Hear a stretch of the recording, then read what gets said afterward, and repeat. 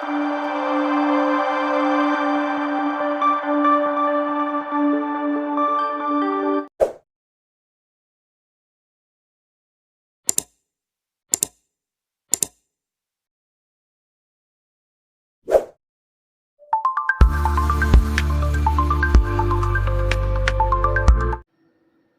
நாவல் பெருமையோடு வழங்கும் அடுத்த நாவல் வானில் பறந்த ஒற்றை பறவையவள். தனி ஒரு மனுஷியா தம் மகளோட தைரியமாக வாழ்ந்து வெற்றி கொடி நாட்டிய ஒரு பெண்ணோட புரட்சி காவியம்தான் இந்த நாவல். நாவலை முழுசாக கேளுங்க. நாவல் பற்றிய உங்களுடைய கருத்தை மறக்காமல் கமெண்ட் பண்ணுங்கள். நாவல் பிடிச்சிருந்தா லைக் பண்ணுங்கள். உங்களுக்கு தெரிஞ்சவங்களோட ஷேர் பண்ணுங்கள். வாங்க நாவலுக்குள்ளால போகலாம். இது வானில் பறந்த ஒற்றை பறவையவள் முழு நாவல். அதுக்கு முன்னால் எனக்கு கமெண்ட் பண்ணி உற்சாகப்படுத்திய அத்தனை தோழர்களுக்கும் தோழிகளுக்கும் மிகப்பெரிய நன்றி. அதிலும் தோழி ரவிஃபா, உங்கள் கதையும் வாசிப்பு திறனும் அருமை, அதற்கு நான் அடிமை அப்படின்னு ரைமிங்கில் எழுதியிருந்தாங்க. அவங்களுக்கு என்னுடைய மிகப்பெரிய நன்றி. அதுபோல் தோழி Nandini, hi sister, stories super. Kathiresan பயங்கொள்றதுக்கு காரணம் கல்பனாவா? அவங்களா இருக்குமோன்னு எனக்கு தோணுது சிஸ்டர். தப்புனா மன்னிச்சிடுங்கன்னு எழுதியிருக்கீங்க. இதில் மன்னிப்பு கேட்க என்ன இருக்குது? கதையை தொடர்ந்து கேளுங்க. உங்கள் கேள்விக்கான பதில் கதையே சொல்லிடும். அடுத்தது தோழி ரஜினி, எனக்கு ஈவினிங் வாழ்த்து சொல்லியிருக்காங்க. கதையும் சூப்பர்னு சொல்லியிருக்காங்க. அவங்களுக்கும் நன்றி. ஏனோ நேற்று வேறு யாரும் எனக்கு கமெண்ட் பண்ணலை. என்னுடைய நாவலை கேட்குற ஒவ்வொரு தோழிகளும் தோழர்களும் உங்களுடைய கருத்தை, அது நல்லதோ கெட்டதோ எதுவாக இருந்தாலும் எனக்கு கமெண்டில் தெரியப்படுத்துமாறு மிகவும் தாழ்மையோடு கேட்டுக்கொள்கிறேன். வாங்க நாவலுக்குள்ளால் போகலாம். இது வானில் பறந்த ஒற்றை பறவையவள் முழு நாவல்.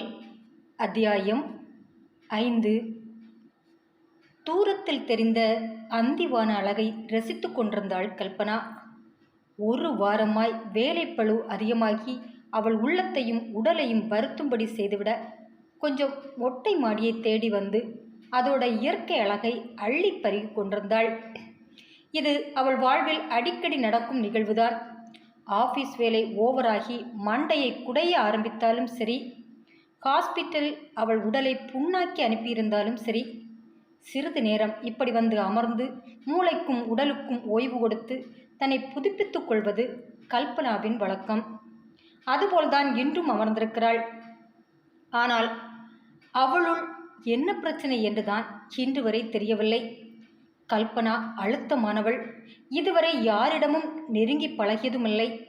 மனம் விட்டு பேசி காவியா பார்த்ததுமில்லை. அதிகம் சிந்திவிடக்கூடாது என நினைப்பதை பேசுவது கூட மகள் காவியாவிடம் மட்டுமே. மற்றவர்களிடமெல்லாம் பதிலாக ஒரு அழகான சிரிப்பை கொடுத்து கடந்து விடுவாள்.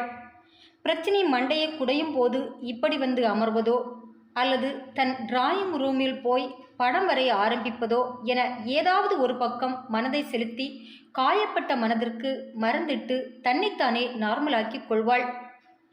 அப்படி ஒரு பெருமூச்சு ஒன்றை விட்டு தன்னை நார்மலாக்கி கொண்டிருந்த கல்பனாவை நோக்கி வந்தாள் மகள் காவியா. அதிசயமாய் மேல் மாடி வரை தன்னை தேடி வரும் அவளை விழி உயர்த்தி பார்த்தாள். என்னம்மா அப்படி பார்க்குறா? இல்லை, நைட்டு தான் உனக்கு டியூட்டி, நீ இப்போவே புறப்பட்டு ரெடியாக வர்றா?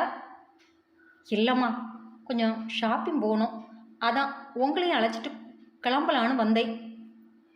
இப்போவா? ஆமாம்மா, கொஞ்சம் அர்ஜெண்ட்டாக சில திங்ஸ் எல்லாம் வாங்க வேண்டியிருக்கு. அப்படியா? அம்மாவுக்கு இந்த செம்ம வேலைடா. ரொம்ப உடம்புக்கு சோர்வாக இருந்ததால தான் நானே மேலே வந்தேன். இங்கே வந்தோம் இப்படி தொந்தரவு பண்ணா எப்படிடா? சரிம்மா, அப்படின்னா நாளைக்கு போகலாம் என திரும்பி போன மகளை புன்னையோடு பார்த்தவள், இருடா, எதுக்கு இப்போ அவசரப்படுறா? நான் இல்லைன்னா என்ன, நீ போயிட்டு வா. அம்மா, நீங்களா இப்படி பேசுகிறீங்க? ரொம்ப தேவையான முக்கியமான பொருள்னு வேற சொல்கிறா. நீ வேணா சுமதியை கூப்பிட்டு பாரேன். என்னம்மா இன்று அடுத்தடுத்து ஷாக்காக கொடுக்குறீங்க? பேசுகிறது என் அம்மா தானே. நான் ஒன்றும் கனவு காணலையே. ம். நக்கலா? நீ நீ அப்போ பக்குவப்படாத பொண்ணு. என் பொண்ணு தனியாக போய் பக்குவம் இல்லாமல் எதுலேயும் மாட்டிடக்கூடாதுன்னு நான் எப்போவுமே கூட வருவேன். இனி இனி அப்படி இருக்க முடியுமா? எப்போவுமே நீ ஏன் நிழல்லே இருன்னு சொல்கிறது சரியாகுமா? இப்போ என் பொண்ணு பெரிய பொண்ணு. அவளுக்கு எப்படி நடந்துக்கணும், எங்கெல்லாம் போகணுன்னு அவளுக்கு தெரியும். நான் அவளுக்கு அந்த அளவு அதிகமாகவே கற்றுக் கொடுத்துருக்கேன். அதனால் பயம் இல்லாமல் என்னால் நிம்மதியாக உன்னை இனி வழியில் அனுப்ப முடியும். அப்படின்னா என் அம்மாவுக்கு இப்போ தான் என் மேலே நம்பிக்கை வந்திருக்கு. அப்படி இல்லைடா, என் பொண்ணு மேலே எனக்கு நம்பிக்கை இல்லாமல் எப்படி? 100% நம்பிக்கை இருக்குது. ஆனால் இந்த நாட்டு கலாச்சாரத்துக்கு மேலே தான் நம்பிக்கை இல்லாமல் இருக்குது. என் பொண்ணு எதுலேயும் தப்பிதமாக விழுந்துடக்கூடாதுன்னு கொஞ்சம் கொஞ்சம் என்ன நிறையவே பொத்தி பொத்தி வளர்த்துட்டேன். ஆனால் இனி அப்படி இருக்க முடியாதுல்ல. அப்படின்னா சுமதிக்கு ஃபோன் பண்ணவா? ம், பண்ணு. ஆனால் ரொம்ப நேரம் எடுத்துக்காத. நீ வருகிறது வர என்னால் நார்மலாக இருக்க முடியாது. ஏம்மா, நான் ஒரு டாக்டர்மா. போயிட்டு பத்திரமா வந்துட மாட்டேனா? எதுக்கு இப்படி பயந்து சாகுறீங்க? எவ்வளோ பெரிய டாக்டராக இருந்தாலும் நீ வயசு பொண்ணு காவியா. அம்மாவுக்கு பயம் இருக்காதா? சரி சரி விடுங்க, நான் தெரியாமல் சொல்லிட்டேன். இப்போ போகலாமா? ஒரு 2 மணி நேரத்துக்குள்ளால நான் வீடு வந்து சேர்ந்துடுறேன், ஓகேவா? ம், சரிடா, கிளம்பு என்றதும் காவியாதான் ஒரு புகழ்பெற்ற டாக்டர் என்பதை மறந்து சின்ன குழந்தை போல குதித்து ஓட, போகும் மகளை பாவமாக பார்த்தவள் கண்கள் நொடி பொழுதில் கலங்கிவிட்டது. இந்த சிறு மாற்றம் கூட தன் மகளை இந்த அளவு சந்தோஷப்படுத்துவதை பார்த்ததும் அவளை அறியாமல் ஒரு வலி மேலெழுந்து வந்தது. காரணம், காவியாவிற்கு சிறு வயது முதல் சாதாரணமாய் கிடைக்கக்கூடிய சின்ன சின்ன ஆசை கூட மறக்கப்பட்டது என்பதுதான் நிஜம். வீட்டுக்குள் அவள் சுற்றி சுற்றி பார்த்த ஒரே முகம் கல்பனாவுடைய முகம்தான். வெளியே அழைத்து சென்ற ஒரே சொந்தமும் அவள் ஒருத்தியும் தான். தாய்மாமன் என்று சொல்லிக்கொண்டு உரிமையோடு அவளை தோளில் தூக்கி கொண்டு யாரும் ஊர் சுற்றியதில்லை. சித்தப்பா என்ற முறையில் அவள் விரல் பிடித்து கைபிடிக்க கூட்டி சென்று அவள் கை காட்டிய எதையும் யாரும் வாங்கி கொடுத்ததும் இல்லை. ஊரிலிருந்து தாத்தா பாட்டி என தீபாவளி ட்ரெஸ் வெடி என வாங்கி கொண்டு வந்திருக்கிறார்கள் என குதித்து ஓட வாழ்க்கை அப்படி ஒரு சந்தர்ப்பத்தை அவளுக்கு கொடுக்கவே இல்லை. மார்பிலும் மடியிலும் தூக்கி போட்டு விளையாட அவளுக்கு தந்தையும் இல்லை. தனிமையில் பிறந்தாள், தனியாளாய் வளர்ந்தாள், இன்றும் தனியாளாய் வாழ்கிறாள். எதுவும் இல்லாமல் இவ்வூருக்கு வந்ததால் ஓயாது உழைத்தாக வேண்டிய கட்டாயத்திற்கு கல்பனா தள்ளப்பட, தாயின் அன்பும் அரவணைப்பும் கூட அவளுக்கு பெரிதாக கிடைக்கவில்லை. என்றாலும் கல்பனா அவளை கண்ணுக்குள் வைத்து வளர்த்தாள். சிறு வயது முதல் இன்று வரை தான் பட்ட அந்த கஷ்டமும் மகளை நெருங்கிவிடக்கூடாது என்பதில் உறுதியாக இருந்தாள். அதனால் அவளின் ஒவ்வொரு விஷயத்திலும் கூடவே இருந்தாள். அவளின் இன்பத்திலும் துன்பத்திலும் கூடவே இருந்தாள். அவளுக்கு சிறு வயது முதல் கொண்டு கிடைக்காத உறவுகளை, மொத்த பாசத்தையும் நேசத்தையும் தனி ஒருத்தியாய் அவளுக்கு வழங்கினாள். என்றாலும் சாதாரண வாழ்க்கையை காவியா பல வேளைகளில் இழந்துதான் வாழ்ந்திருக்கிறாள்.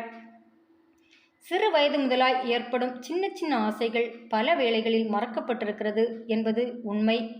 பள்ளி வயதில் கூட அவள் தானே குளித்து உடைமாற்றி தனக்குத்தானே சமையல் முடித்து அவள் ஸ்கூலுக்கு சென்றாக வேண்டும்.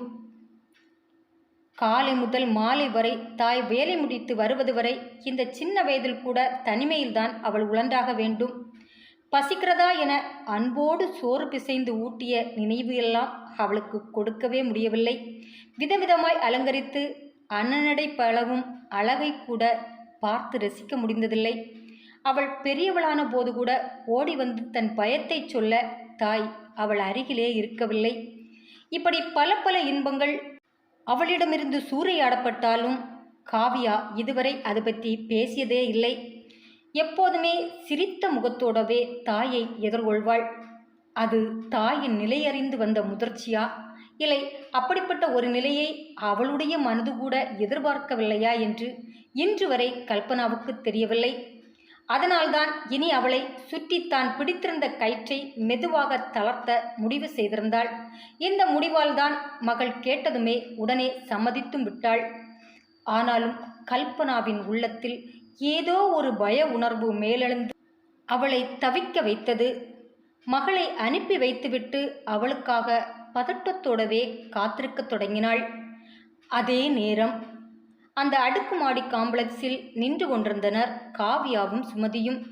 தன் தோளோடு நெருங்கி நின்று கண்களை நாலாபுரமும் ஓடவிட்டு கொண்டிருந்த காவியாவை திரும்பி பார்த்த சுமதி, சொல்லு, இங்கே என்ன வாங்கணும்? ஃபேன்சி பார்க்கலாம் சுமதி, கொஞ்சம் கிளிப்ஸ் எல்லாம் வாங்க வேண்டியிருக்கு. சரி, அப்படின்னா முதல்ல ஃபேன்சி கடைக்குள்ளே போகலாம் சொன்ன சுமதி முன்னோக்கி நகர இவளும் பின்தொடர்ந்தாள். அந்த 8 மாடி கட்டிடத்தின் முதல் மாடியில் இருந்தது ஃபேன்சி கடை. அதை கடை என்பதை விட கடல் என்று சொல்லலாம். கண்களை விரித்து கொண்டு இருவருமே உள்ளே நுழைந்தனர். இருவருமே பார்த்த சேல்சுமன்கள் தொழில் நன்றாக நடக்கும் என உணர்ந்து அவர்களை சூழ்ந்து கொண்டு அவர்கள் கேட்கும் ஒவ்வொரு பொருளையும் காட்டத் தொடங்கினர். என்னடி அதிசயமா எங்க கூட எல்லாம் ஷாப்பிங் வந்திருக்கா? எப்போ கூப்பிட்டாலும் அம்மா இல்லாமல் வரமாட்டேன்னு சொல்லுவா. இப்போ என்ன, அதுவும் தனியாக ஏன் கூட வந்திருக்கா? மென்குரலில் கேட்டவளை நிமிர்ந்து பார்த்தவள், ஏன் வரக்கூடாதா? இல்லை, கெஞ்சி கெஞ்சி கூப்பிட்டா கூட வரமாட்டா. என்ன அதிசயமாக நீயே ஃபோன் பண்ணி கூப்பிடா, அதான் கேட்டேன். அதுவா, அம்மா தான் உன்னை கூப்பிட்டு போக சொன்னாங்க.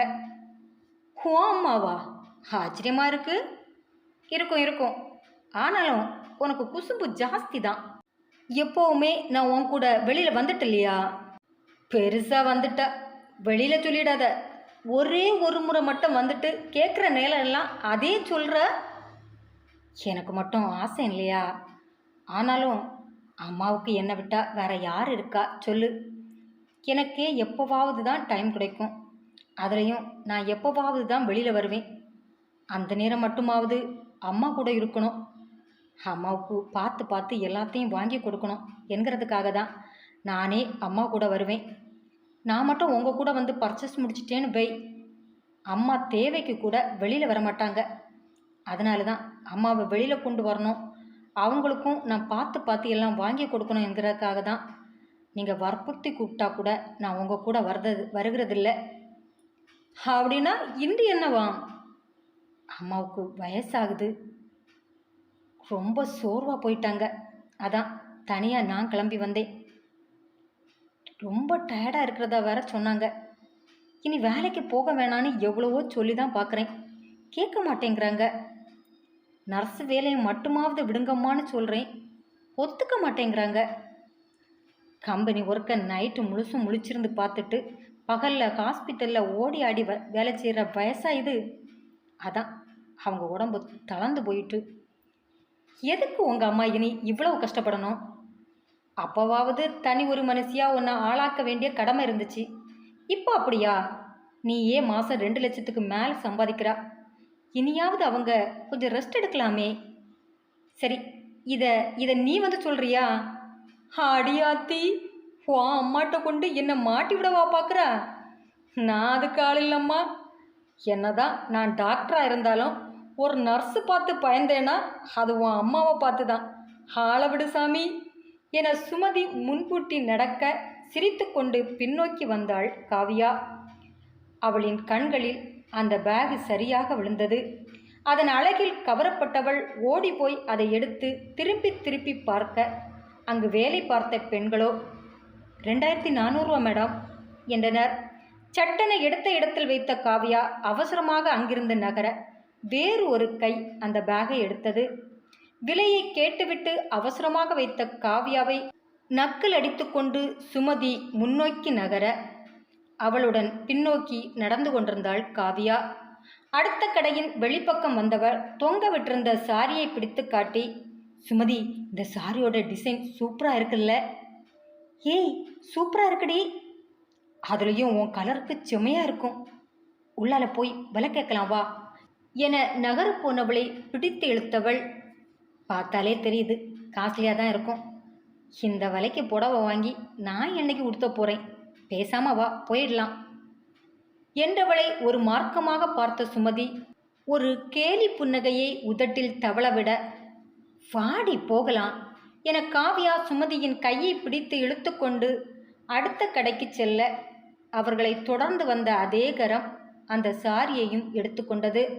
இப்படி காவ்யா சென்ற இடத்திலெல்லாம் அவள் கைப்பட்ட பொருட்களாக அந்த கை வாங்கி குவிக்க, பர்ச்சேஸுக்கு வந்த காவ்யாவோ ஒரு சின்ன பையில் அதுவும் 1000 ரூபாய் பர்ச்சேஸோடு முடித்து கொண்டு கீழே இறங்க, அடுத்து என்றாள் ஆர்வமாக சுமதி. அடுத்தென்ன? ஹோட்டலுக்கு போகலாமா? ஐயோ வேணாம் வேணாம், வீட்டுக்கு போயிடலாம். 2 மணி நேரத்தில் வீடு வந்து சேர்ந்துடுவேன்னு சொல்லிட்டு வந்திருக்கேன். இதிலேயே 10 நிமிஷம் போயிடுச்சு. இதுக்கு மேலே நம்ம இங்கே நின்னோம், அம்மா இங்கேயே தேடி வந்துடுவாங்க. என்னடி நீ சின்ன பிள்ளையா, உன்னை வெளியில் விட உன் அம்மா ஏன் இம்புட்டு பயப்படுறாங்க? எதுவும் எனக்கு தெரியாமல் தப்பு கிப்பு பண்ணி மாட்டிக்கிட்டியோ? அதான் அம்மா வெளியில் விடாமல் பொத்தி பொத்தி வளர்க்குறாங்களோ? என்னை பார்த்தா உனக்கு அப்படியா தெரியுது? இல்லை, இப்படிப்பட்ட ஊமை குசும்பை தான் நம்ப முடியாது. இந்த அளவு வளர்ந்த பிறகு உன் அம்மா தனியாக விட ஏன் பயப்படணும்? என்னமோ இருக்குதில்ல, அதை நீ அம்மாட்ட தான் கேட்கணும். அப்படின்னா எனக்கு தெரியாமல் கசாம்புசாம் எதுவும் பண்ணிட்டியோ? கண்களை சுருக்கி கேலியாக சொன்னவளின் கன்னத்தில் கோபமாக அடித்தவள், என்ன பேச்சு பேசுகிறா? 7 வருஷமாக ஒருத்தன் தவமாக கிடக்கிறான். அவனோட காதலை ஏற்றுக்கவே இன்னும் எனக்கு தைரியம் வரல. இதில் தப்பு வேற பண்ணியிருப்பேன்னு நினைக்கிறா பாரு ஒன்ன. அதுவும் சரிதான், அதுக்கெல்லாம் இந்த புள்ள லாயக்கே இல்லை. சுமதி வடிவேலு போல பேசத் தொடங்க காவ்யா வாய்விட்டு சிரித்தாள். அவளின் சிரிப்புக்கு இடைநிறுத்தம் செய்தவள், ஏய், உன் அம்மாவோட இந்த குணத்தை பார்த்து பயந்துதான் நீ கதிருக்கு ஓகே சொல்லலையா? அடக்கழுத, தனி ஒரு பொண்ணாக வளர்த்ததால உன் அம்மாவுக்கு ஒரு பயம். ஒரு பொறுப்பான பையன் கையில் உன்னை பிடிச்சு கொடுக்கறது வேற. அவங்களுக்கு அந்த பயம் இருக்க தான் செய்யும். அதுக்காக கதிரை வேணான்னு சொல்கிற அளவு உன் அம்மா ஒன்றும் முட்டாள் இல்லை. எனக்கு என்னவோ பேசி பார்த்தா எல்லாம் சரியாகும்னு தான் தோணுது. என்னடி மௌனமாக இருக்கா? இல்லை, எனக்கு அப்படி தோணலை.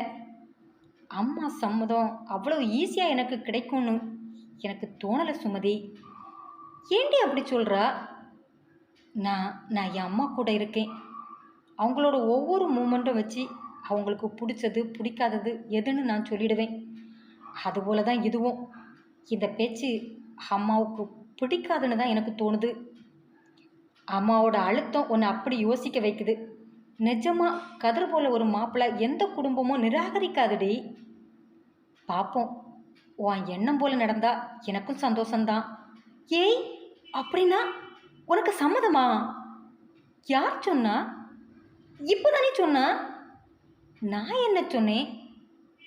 எதுவும் சொல்லலைம்மா. வா கிளம்பலாம், அம்மா தேடிட்டு இருப்பாங்க சொல்லிக்கொண்டு காவியா நழுவி ஓட, அடக்கழுத, என்கிட்ட போய் சொல்லிட்டா ஓடுறா. எப்படியும் ஒரு நாள் உன்னை வழிக்கு கொண்டு வந்து தானே ஆகணும், அப்பா வச்சுக்கிறேன் என சுமதியும் ஓடி வந்து அவளுடன் இணைந்து கொண்டாள். முன்னால் இருந்த சைனீஸ் உணவகத்தை பார்த்தவள், என்னடி நீ கூட்டிகிட்டு வந்துட்டு எதுவும் சாப்பிட விடாமல் கூட்டிகிட்டு போகிறா? இதுக்கு என்ன கூப்பிட்டுட்டு வராமலே இருக்கலாம். 1000 பொருளை பார்த்துட்டு கடைசியில் 1000 ரூபாய்க்கு பர்ச்சேஸ் முடிக்கிறதுக்கு 200 ரூபா பெட்ரோல் போட்டு நான் 5 கிலோமீட்டர் வந்திருக்கேன். சலித்து கொண்டவளை பார்த்து சிரித்தவள், சாப்பாடு தானே வேணும், என் வீட்டுக்கு போகலாம். அம்மா எப்படியும் சூப்பராக சமைச்சு வச்சுருப்பாங்க. இந்த சைனீஸ் உணவு எதுக்கு? நம்ம இந்தியன் உணவை வாய்க்கு ருசியாக சாப்பிடலாம். அப்புறம் 2 பேரும் சேர்ந்தே ஹாஸ்பிட்டல் போகலாம். அப்படின்னா சரி என அவளும் வெளியேற, அதே நேரம் அந்த காம்ப்ளெக்ஸுக்குள் இருந்து வெளியே வந்தனர் மூர்த்தியும் கதிரும். இது ஓவர்டா. எது? அவள் ஆசைப்பட்டா என்கிறதுக்காக எல்லாத்தையும் எடுத்து என்னை லோடு மேன் ஆக்கியிருக்கிறியே, அதை சொல்கிறேன். சும்மா தொட்டு பார்த்ததை கூட நீ விட்டு வைக்கலையே. பாத்தியாடா, 20,000 ரூபாய்க்கு மேலே பொருள் பிடிச்சிருந்தாலும் 1000 ரூபாய்க்கு மட்டும் பர்ச்சேஸ் பண்ணிட்டு போகிறா. பாத்தியா, அதான்டா என் காவியா. அதுக்கு தான் மொத்தமாக சேர்த்து நீ செலவழிச்சிருக்கியே, அது போதாது? 2 டாக்டரு, அதுவும் ஸ்பெஷலான டாக்டரு, கை நிறைய சம்பாதிக்கக்கூடிய டாக்டர்ஸு. ஒருத்தர் சிக்கனமாகவும் ஒருத்தர் செலவாளியாகவும் இருக்கிறது நல்லது தானே? இல்லை சம்பாதிக்கிறத என்ன பண்ணுறது? அடேங்கப்பா, என்ன ஒரு தத்துவம்! புல் அரிக்குதுடா. கதிர், நீ ஏண்டா அவள்கிட்ட போய் பேசலை? நான் மட்டும் போய் பேசியிருந்தேன் பை, அடுத்த நொடியே ஷாப்பிங் போதும்னு ஓடி போயிருப்பா. அவளே குறிஞ்சி பூ போல் எப்போவாவது தான் வெளியில் வருவா. அதுவும் அவளோட அம்மா இல்லாமல் அவளை பார்க்குறதே அபூர்வம். என்னவோ அதிசயமாக சுமதி கூட வந்திருக்கா. எதுக்கு அவளோட மூடை கெடுக்கணும்? அதான் பேசாமல் ஒதுங்கி நின்னேன். இதில் வேற ஒரு நல்ல விஷயமும் நடந்திருக்கு. என்னோட வருங்கால மனைவிக்கு எந்த மாதிரியான பொருட்களெல்லாம் பிடிக்கும்னு தெரிஞ்சுக்க முடிஞ்சுது. நல்ல காதலன்டா நீ, எல்லாத்தையும் சரியாக பண்ணு. ஆனால் முன்னால் போய் நின்று இழுத்து பிடிச்சி அரைஞ்சி உன் மனசில் என்ன இருக்குன்னு சொல்லிட்டு போன்னு கேட்டுடாத. சொன்னவன் முணங்கி கொண்டே தூக்க முடியாத சுமையோடு நடக்கத் தொடங்க கதிரும் சிரித்து கொண்டு அவன் பின்னே நடந்தான். மறுநாள் காலை கதிர் காவியாவிற்கு எடுத்த அத்தனை பொருட்களையும் ஒரு சிறு அட்டைப்பெட்டியில் பேக் பண்ணி எடுத்துக்கொண்டு மிக மிக உற்சாகத்தோடும் சந்தோஷத்தோடும் ஹாஸ்பிட்டலை நோக்கி விரைந்தான். அதே நேரம் மிக மிக சோர்வோடு நைட் டியூட்டி முடித்துக்கொண்டு வீட்டுக்குள் நுழைந்தாள் காவியா. உள் நுழைந்தவள் கண்களில் சரியாக தாய் எம்பி எம்பி வாந்தி எடுத்து கொண்டிருப்பது கண்ணில் பட்டது. பதட்டத்தோடு ஓடி அவள் அருகில் வந்தாள். தாயின் முதுகை தடவியவாறு, என்னம்மா பண்ணுது? சாப்பிட்டது ஒத்துக்கலை போல காவியா. ஒத்துக்கலையா? அப்படி என்ன சாப்பிட்டீங்க? மதியம் டாக்டர் ஆப்ரேஷன் முடிக்க 3 மணி ஆயிடுச்சு. ஆப்ரேஷன் நேரம் முழுசாக டாக்டர் கூடவே நிற்க வேண்டியதாக போச்சு. அதனால் சரியான நேரத்துக்கு சாப்பிட முடியலை. அதான் முடிஞ்சு கேண்டீனில் போய் ஒரு பப்ஸும் ஜூஸும் குடித்தேன். சரியா போச்சு போ. ஊருக்கு தான் உபதேசம் இல்லை? என்னை வெளியில் எதுவும் சாப்பிடக்கூடாதுன்னு சொல்லிட்டு அதை நீங்களே ஃபாலோ பண்ணலன்னா எப்படி? இப்போ எல்லாம் உங்களுக்கு அடிக்கடி முடியாமல் ஆகுது. இதுக்கு மேலே வேலைக்கு போக வேணான்னு சொன்னாலும் கேட்குறதில்ல, சரியான டைமுக்கு சாப்பிடுங்கன்னு சொன்னாலும் கேட்குறதில்ல. இப்படியே போனால் ஒரு நாள் எந்த வேலையும் செய்ய முடியாமல் ஆகப்போகுது. எழுந்தவள் மகளை புன்முறுவலோடு பார்த்து, என்ன சொல்லி சொல்லி பார்த்து கேட்கலங்கிறதுக்காக பயமுறுத்த ஆரம்பிச்சாச்சா? இது பயமுறுத்துறது இல்லைம்மா, உண்மை அதுதாங்கிறது உங்களுக்கே தெரியும். இப்போல்லாம் உங்கள் உடம்பு அடிக்கடி மக்கர் பண்ணுது. அப்போ தான் என்னை படிக்க வைக்கணுங்கிற காரணத்தை சொல்லி இரவு பகலாக ஓடுனீங்க. இப்போ தான் நான் படித்து முடித்து கை நிறைய சம்பாதிக்க ஆரம்பிச்சிட்டேனே, இனியாவது உங்கள் உடம்பை பார்த்துக்கங்கம்மா. என் பொண்ணை படிக்க வச்சு நல்ல ஒரு வேலையில் உட்கார வைத்தது, அவள் சம்பாதிச்சு நான் உட்காந்து சாப்பிட இல்லை.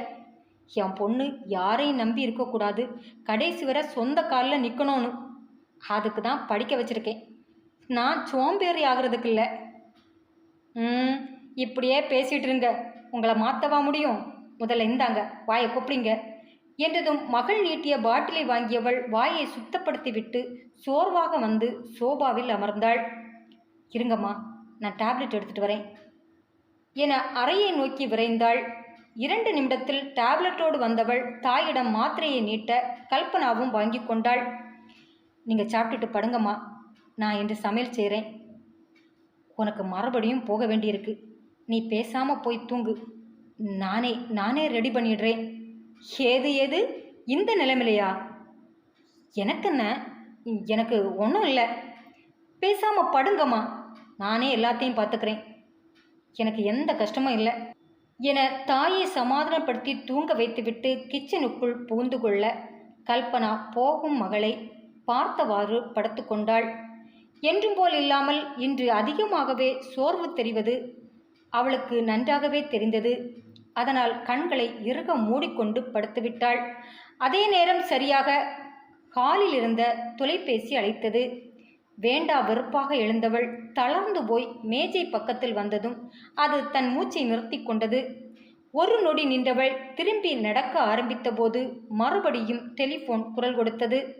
எடுத்து காதுக்கு கொடுத்த கல்பனா எதிர்முறையில் டாக்டர் வரதராஜனின் குரல் கேட்க இழந்த உற்சாகத்தை மீட்டெடுத்தவளாய், சொல்லுங்க டாக்டர் என்றவளின் விழிகள் எதிர்முனை பேச்சில் சுருங்கி சோர்ந்து போய் கடைசியில், இதோ இதோ உடனே கிளம்புறேன் டாக்டர் என ரிசீவரை அவசரமாக வைத்துவிட்டு சிறிது நேரம் அதன் பக்கத்திலே நின்று தன்னை ஆசுவாசப்படுத்தி கொண்டு கண்களை இறுக மூடி திறந்தாள். பின் குளிர்ந்த நீரில் முகத்தை அரைந்து பின் டவலால் அழுந்து துடைத்தபோது காவ்யா கிச்சனில் இருந்து வெளிப்பட்டாள். என்னம்மா அதுக்குள்ளே எழும்பிட்டீங்க? ஹாஸ்பிட்டல்ல இருந்து ஃபோன் வந்தது காவ்யா, நான் உடனே கிளம்பி ஆகணும். அம்மா! போய் தான் ஆகணும் காவ்யா, நம்மளோட பொறுப்பும் கடமையும் அப்படி. இருந்தாலும் நீங்கள் பெரிய டாக்டருக்கு ரொம்ப தான் மதிப்பு கொடுக்குறீங்க. கொடுக்குறேன் தான். எந்த உதவியும் கிடைக்காம உன் அம்மா தனி மரமாக நின்று தவிச்ச போது வரமாக கிடைச்ச உறவு அது. அவருக்கு மதிப்பு கொடுக்கறதுல என்ன தப்பு? எந்த தப்பும் இல்லை. உங்கள் உடல்நிலையம் பார்க்க வேணாமா? உங்களுக்கு பேச கஷ்டமாக இருக்குன்னா நான் பேசுகிறேம்மா. நான் பேசி புரிய வச்சு லீவு கேட்குறேன். லீவா? எனக்கு எதுக்கு லீவு? நான் நல்லா தானே இருக்கேன். நீங்கள் நல்லா இருக்கிறீங்களா? போய் உங்கள் முகத்தை கண்ணாடியில் பாருங்க. என்ன வயசாயிடுச்சுல்ல, கொஞ்சம் தளர்வாக தான் தெரியும். கொஞ்சம் தளர்ந்தா போய் இருக்கிறீங்க, மொத்தமாக தளர்ந்து சோர்ந்து போய் இருக்கீங்க. எதுக்குமா இதுக்கு மேலே நீங்கள் கஷ்டப்படணும்? ஓடி ஆடி உழைச்சி ரொம்ப சோர்ந்து போயிட்டீங்கம்மா. யார் சொன்னா? கழிஞ்ச 10-15 வருஷமாக உன் அம்மா சோர்ந்து போகாமல் செய்ததே இந்த வேலை தான். அது தெரிஞ்சும் இப்படி பேசுகிறா? அப்போ சரி, இப்போ எதுக்கு இவ்வளோ கஷ்டப்படணும்? அதுதான் எனக்கு எந்த கஷ்டமும் இல்லைன்னு சொல்கிறேனே. அப்புறம் என்ன? சாப்பிட்டது ஒத்துக்கலை, ஒத்துக்காதது தான் வெளியில் போயிடுச்சே. இனி என்ன கஷ்டப்படுத்தாது? கஷ்டப்படுத்துறதுக்கு தான் என் வயத்தில் இப்போ ஒன்றுமே இல்லையே. நீ என்னை பற்றி கவலைப்படாமல் போய் தூங்கு. ராத்திரி முழுசும் தூங்காமல் டியூட்டி படுத்துட்டு வந்திருக்கா. ஏதாச்சும் சமைச்சு சாப்பிட்டுட்டு போய் தூங்கு. மதியானம் ஹாஸ்பிட்டலில் சந்திக்கலாம்.